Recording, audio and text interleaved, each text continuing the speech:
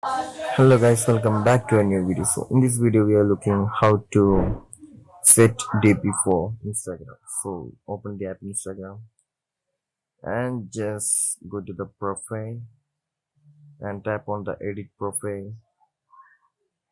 So tap on edit picture or avatar, tap on your profile picture and choose the picture that you need to set for DP